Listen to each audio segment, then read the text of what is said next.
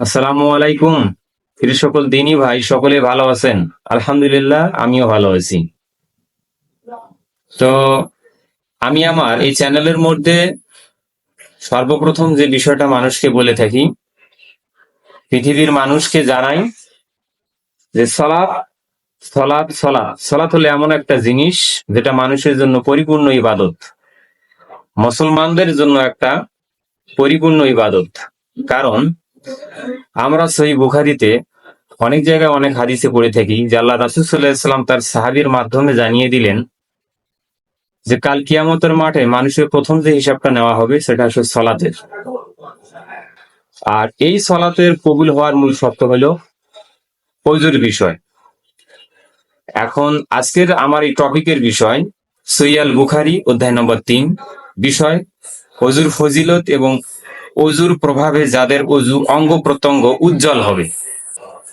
অর্থাৎ এখান থেকে আমরা বুঝলাম, যখন আপনার ওযু ঠিক থাকলো এবং সলাৎ ঠিক থাকলো, সেক্ষেত্রে আপনি যে জায়গাগুলো মাসাহু করেছেন বা ধৌত করেছেন, কাল কিয়ামতের মাঠে এই জায়গাগুলো আল্লাহর দরবারে উজ্জ্বল আকার ধারণ করবে। নুয়াইম মুজমির রাহিমাহুল্লাহতে বর্ণিত, তিনি বলেন, আমি আবু হুরায়রা রাদিয়াল্লাহু আনহু এর সঙ্গে মসজিদের ছাদে উঠলাম। অতঃপর তিনি উযু করে বললেন, আমি আল্লাহ রাসূল সাল্লাল্লাহু আলাইহি সাল্লামকে বলতে শুনেছি, কিয়ামতের দিন আমার উম্মতের এমন অবস্থায় আহ্বান করা হবে যে ওযুর প্রভাবে তাদের হাত পা এবং মুখমণ্ডল উজ্জ্বল থাকবে। তাই তোমাদের মধ্যে যে উজ্জ্বলতা বাড়িয়ে নিতে পারে সে যেন তা করে নেয়। সহিহ মুসলিম ২ নম্বর খণ্ডে ১২ নম্বর অধ্যায়, হাদিস নাম্বার ২৪৬। সহিহ আহমদ হাদিস নম্বর ৯২০৬। এগুলো হচ্ছে হাদিসের রেফারেন্স। বিস্তারিতভাবে জানতে এখান থেকে আপনারা পাবেন। অধ্যায় নম্বর ৪, নিশ্চিত না হওয়া পর্যন্ত সন্দেহের কারণে ওযু করতে হয় না।